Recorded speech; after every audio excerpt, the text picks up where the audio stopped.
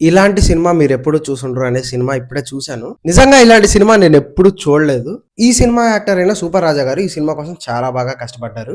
డైరెక్ట్‌గా జనాల్లోకెళ్ళిపోయి పాంప్లెట్స్ పంచిపెడుతూ, తన సినిమా గురించి ప్రమోషన్స్ చేసుకుంటూ, ఇన్‌స్టాగ్రామ్‌లో ప్రతిరోజు రీల్స్ పెట్టుకుంటూ చాలా పాపులర్ అయిపోయారాయనైతే. ఒక మిడిల్ క్లాస్ వాడు తన సొంతగా సినిమా తీసి జనాల్లోకి తీసుకెళ్ళి పాపులర్ అయ్యేలా చేసుకొని 'మైత్రి మూవీ మేకర్స్' లాంటి ఒక సంస్థతో ఆ సినిమాని డిస్ట్రిబ్యూట్ చేసి థియేటర్స్ దాకా తీసుకెళ్ళాడు అంటేనే ఒక గొప్ప విషయం అని చెప్పుకోవాలి.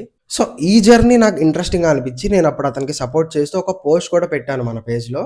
అండ్ ఆయన దానికి రిప్లై కూడా ఇచ్చారు. కాకపోతే కరెక్ట్‌గా ఆ సినిమా రిలీజ్ అయ్యే టైంకి నేను ఆ సినిమా థియేటర్‌లో చూడలేకపోయాను.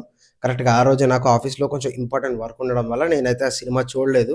ఈవినింగ్ వచ్చేసరికి ఆ సినిమాకి డిజాస్టర్ టాక్ అయితే వచ్చింది. మా ఇంటి దగ్గరలో రిలీజ్ చేసిన ఒకే ఒక స్క్రీన్‌లో ఆ సినిమా తీసేశారు. ఈ క్రిస్మస్‌కి 'సూపర్ రాజా' గారు ఆ సినిమాని యూట్యూబ్‌లో అప్‌లోడ్ చేశారు. క్రిస్మస్ రోజు ఫుల్‌గా సినిమాలు ఉండడం వల్ల నేనైతే నిన్న ఈ సినిమాని చూశాను. సినిమా స్టార్ట్ అయిన ఒక 10 నిమిషాలకే మనకి సినిమా ఎలా ఉండబోతుంది, సినిమా ఎలా ఎళ్ళబోతుంది అన్నది ఒక క్లారిటీ వచ్చేస్తది.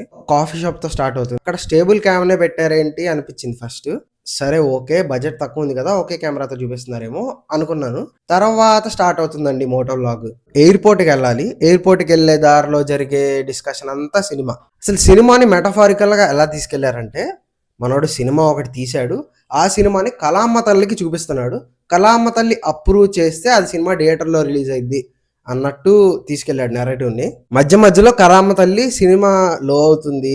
సినిమాలో ఇక్కడ అన్నెసెసరీ సీన్స్ వస్తున్నాయి. ఇలా వాయిస్ ఓవర్‌లో చెప్తూ ఉంటది. కుమారా, ఇక్కడ వరకు చిత్రం పర్వాలేదు.